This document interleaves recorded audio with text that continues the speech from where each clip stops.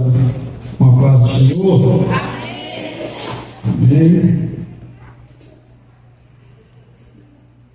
É bom estar mais uma vez na casa do Senhor, junto com os irmãos, né? Tivemos juntos aqui na escola bíblica e agora estamos juntos nesta noite adorando ao Senhor. Qual foi o tema das irmãs? Qual foi? Efésios, né? Efésios 3,14. Por esta causa, irmãos, vai ler novamente, abre as Bíblias. Efésios 3,14.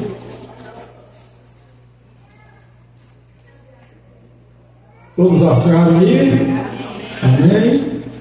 Está escrito assim: por causa disso, me ponho de joelhos perante o Pai do nosso Senhor Jesus Cristo. Não foi isso? Por causa disso, me ponho de joelhos perante o Pai de nosso Senhor Jesus Cristo. Paulo está dizendo. Irmãos, quando nós lemos essa carta,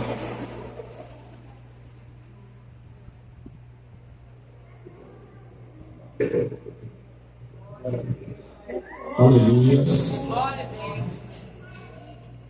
Quando nós lemos essa carta, e nessa carta nós encontramos Paulo fazendo essa oração, por que Paulo iria se colocar de joelhos? Porque ele estava preocupado com a causa do Senhor. Ele estava preocupado com a obra do Senhor. E no local para quem ele endereçou a carta, que é a cidade de Éfeso, era uma cidade grande. A cidade de Éfeso era a segunda de Roma. Essa cidade tinha 300 mil habitantes nela. E Paulo, Deus colocou no coração dele para que ele pudesse fundar uma igreja do Senhor ali. E diz que na segunda viagem de Paulo, ele já ganhando almas para Jesus, segundo a história, diz que ele não demorou muito tempo ali em Éfeso. Pegou, fundou a igreja, deixou Áquila e Priscila ali na frente, tomando conta da obra do Senhor, e ele deu seguimento.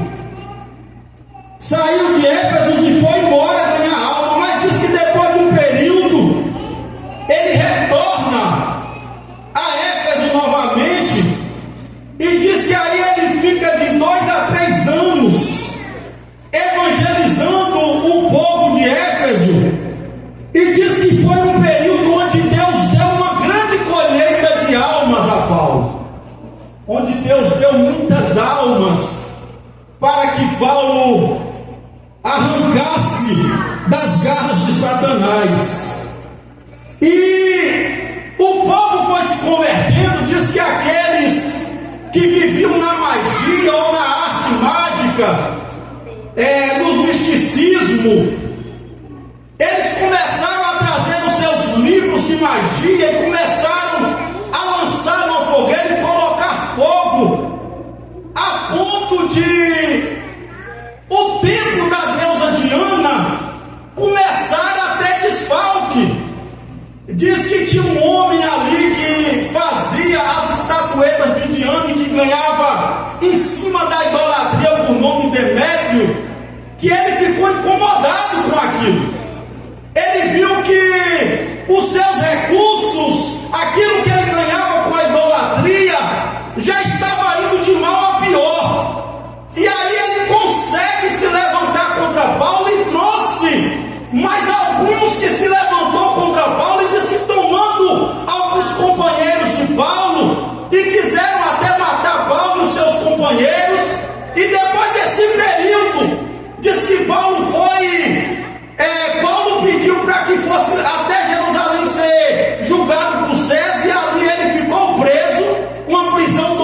E aí foi aí que ele escreveu essa carta. Foi de lá da prisão.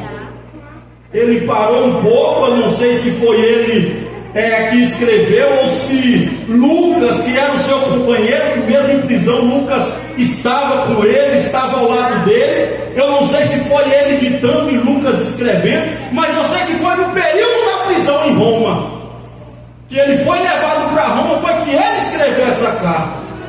E essa carta nos mostra a preocupação que Paulo tinha com aqueles que eles tinham ganhado em Éfeso. Ele estava preocupado com os irmãos.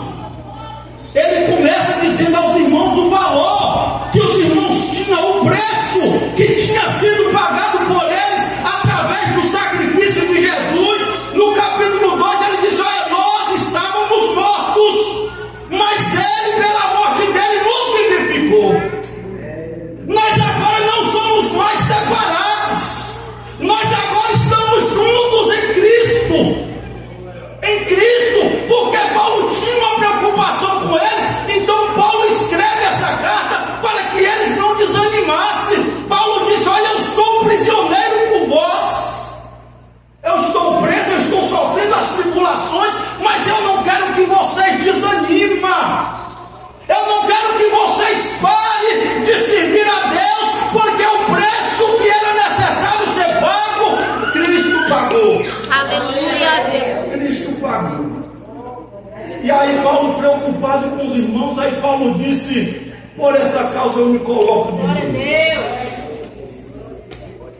Por essa causa eu me coloco. Não era bem costume dos judeus se ajoelhar, irmãos, porque eles era costume deles orar em pé, de mãos alteadas. Mas por essa causa, ele viu a necessidade da causa. Aí ele disse: por essa causa eu me coloco de joelho diante do Pai de nosso Senhor Jesus Cristo. Ele não estava colocando de joelho diante de alguém que não podia resolver a situação. Ele estava colocando de joelho diante de Deus. E é diante de Deus é que as nossas causas podem ser solucionadas. É diante de Deus que aquilo que é impossível para nós, Deus pode tornar-se possível. É diante de Deus. E quando nós falamos de oração, nós estamos falando de um contato com Deus.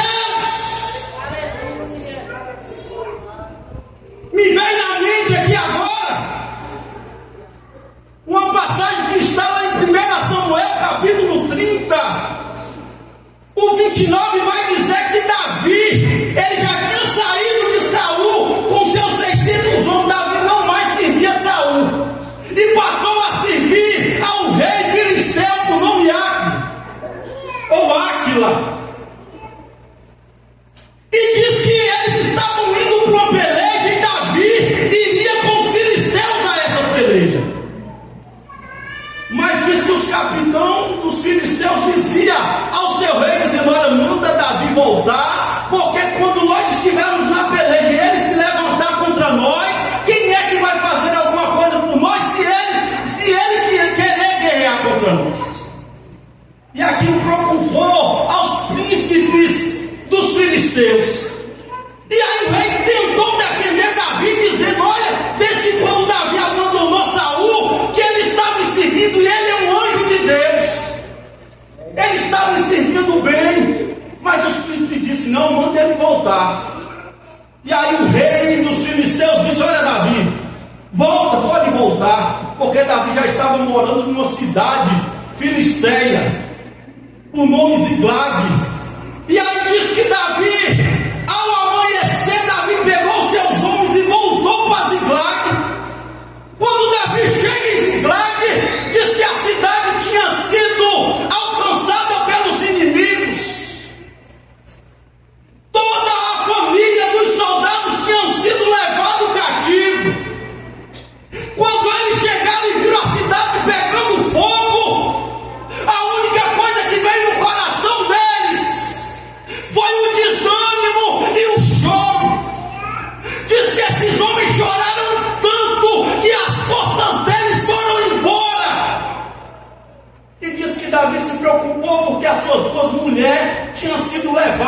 também. E diz que o desejo dos soldados de Davi era apedrejar Davi, era tirar a vida de Davi. Aí diz que Davi mandou chamar o seu sacerdote e mandou com que ele trazesse o éfode para que ele pudesse buscar em Deus, para que ele pudesse consultar ao Senhor. Muitas das vezes, irmãos, nós tomamos algumas atitudes sem pedir direção de Deus, sem buscar de joelhos diante de Deus. Diz que Davi mandou com que Abiatar chegasse até ele e trazendo o éfode, Davi consulta a Deus e pergunta se ele podia ir à peleja. E diz que Deus falou para que ele fosse à peleja. E a história é o seguinte, que diz que quando os inimigos estavam comemorando, curtindo, espalhado, gozando daquilo que eles tinham conquistado das terras de Davi, onde Davi morava, diz que Davi tomou eles junto com seus soldados à espada, e diz que todos morreram à espada, a não ser 400 soldados que estavam montados nos seus animais e conseguiram fugir, e Deus deu vitória a Davi. Aleluia, Jesus. E o que é que nós aprendemos, irmãos? Que ainda quando nós buscarmos em Deus, não importa a situação adversa que se encontrar nas nossas vidas, Deus ainda é poderoso para mudar o cativeiro da situação. Deus ainda é poderoso para mudar. Oh, glória a Deus. Outra história que me veio à memória, a história lá no livro de Esther. Esther e Mardoqueu, seu tio, diz que Amã juntou com o rei e disse: olha, rei, no meio do seu povo tem um povo que não segue as suas leis, que nós temos que dar cabo desse povo, vamos acabar com esse povo. Por quê, irmãos? Amã estava incomodado porque todas as vezes que ele passava, Mardoqueu não se dobrava diante dele, Mardoqueu não se curvava diante dele. E diz que ele ficou incomodado com aquilo, e aí ele chega até o rei e pede ao rei para que matasse os judeus, para que tirasse a vida dos judeus. E aí diz que o rei consentiu naquele negócio, tirou o seu anel, entregou na mão de Amã. Amã chamou os escrivãos, mandou fazer várias cartas e mandou por todas as províncias. E diz, irmão, a história que aonde as cartas chegavam que tinha judeu, diz que os judeus rasgavam suas roupas, vestiam-se em pano de saco, levantava-se um grande jejum e começavam a buscar a Deus. Diz que a história chega até Mardoqueu, Mardoqueu age da mesma maneira, se veste com os panos de saco, vai até a porta do rei e ali acampa. Nenhum homem poderia vestir-se de pano de saco e ficar humilhado diante da porta do rei. Mas a situação pedia aquilo, a situação pedia humilhação. Tem situação que, se nós não humilharmos diante de Deus, nós não veremos o agir de Deus.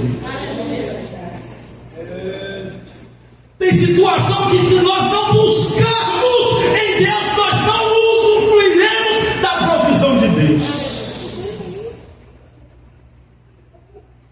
E aí diz que as servas de Esther viu a situação do tio de Esther e diz que chegou até Esther, conta como seu tio estava na porta do rei. Diz que Esther mandou roupas para ele, mandou ele se levantar daquela situação, e ele disse: eu não levanto.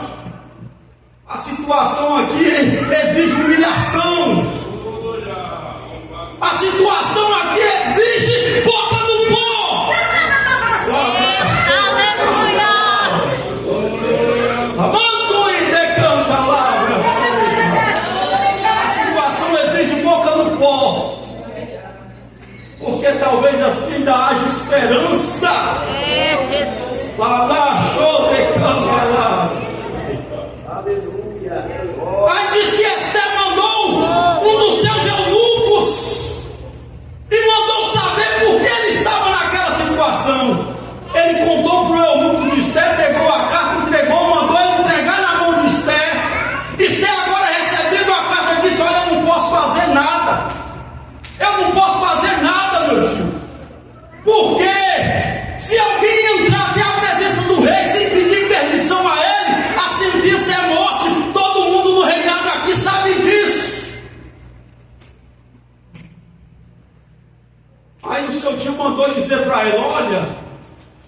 Quem sabe para esse tempo Deus te colocou aí. Se tu não fazer nada pelo seu povo, nós vamos morrer. Mas Deus enviará socorro de outro lugar.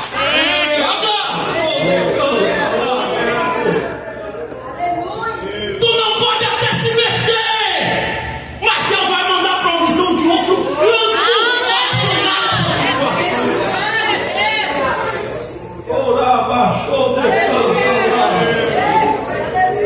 Deus vai mandar de outro canto, mas a situação vai ser visitada. Glória a Deus. A situação vai ser transformada. E aí, Esther disse: mas meu tio, se eu entrar, eu vou morrer. Aí ele disse: se tu não fizer nada, Deus vai mandar a provisão. Mas aí disse que de repente ela disse: olha, meu filho, pega todos os judeus que o senhor conseguir pegar e põe eles 3 dias de jejum, de dia e de noite, sem comer, sem beber nada, mas busque a Deus, porque eu e as minhas servas vamos fazer do mesmo jeito. Buscar a Deus. Clamas a mim, responder-te-ei, anunciar-te-ei coisas grandes que não sabem. E diz que eles fizeram, se humilharam diante de Deus. E diz que depois dos 3 dias, Esther se apresenta diante do rei, e o rei com seu cetro leva até ela e ela recebe a bênção do rei. Ela convida o rei para o banquete, manda chamar Amã, e no banquete ela conta quem era o opressor do seu povo, e a sentença dele foi a ruína dele. Amã morreu na forca que queria matar Mardoqueu, mas foi necessário a humilhação diante de Deus, os joelhos dobrados diante de Deus, os joelhos dobrados diante de Deus. E para encerrar, nós temos um exemplo de joelhos dobrados e não olhou a situação. Jesus Cristo, quando foi levado à prensa no Getsemane, ele com os seus discípulos deixou alguns no pé do monte, pegou 3, levou com ele, e ele dizia aos 3, a Pedro, Tiago e João, dizendo: olha, a minha alma está abatida,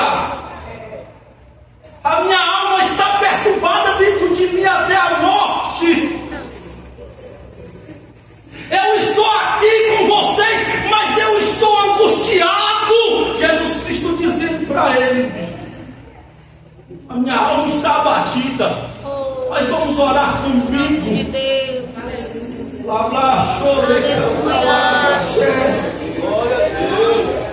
Diz que Jesus, deixando os 3, caminhou mais um tiro de pedra em 50 metros, e diz que Jesus prostrou, e diz que começava a orar: o Pai, Pai, se for preciso, passa de mim esse cálice. E diz que ele orava e voltava novamente aos discípulos, os discípulos dormindo, e ele dizia: não pode velar 1 hora comigo. Diz que ele vendo os discípulos, voltou novamente à oração. E diz, irmãos, que ele foi posto em agonia. E diz que quanto mais ele estava em agonia, mais intensamente ele orava. Aleluia, Jesus, glória a Deus. Não importa a situação Tu és santo, tu és lindo, Pai. que estejamos passando, Aleluia. não importa a adversidade que nos Meu encontramos, Pai. não importa. Oh, Jesus. Eu estava vendo alguns neurocientistas estudaram o cérebro, e um deles dizia que quando nós entramos em oração, diz que o nosso corpo libera algumas substâncias, que essa substância inibe a dor. E aí nós podemos entender porque Pedro pediu para que crucificasse ele,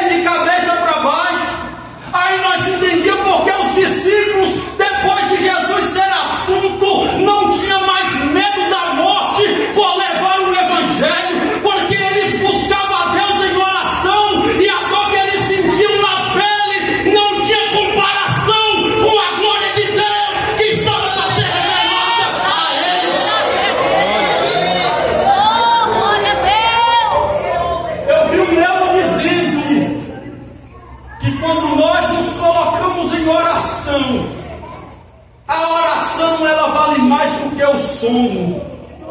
Porque diz que quando nós estamos dormindo, o nosso corpo ainda não libera as substâncias quando nós estamos orando. Quando nós estamos orando, as substâncias que o corpo libera sobressai a substância que quando nós estamos dormindo. Esse é o poder da oração. O Neuro também disse que quando nós oramos, é liberada uma substância que ela nos dá alegria. Você pode observar que todo aquele que busca Deus em oração, o seu semblante é diferente. Todo aquele que põe a sua boca no pó, o seu semblante é diferente. Ele pode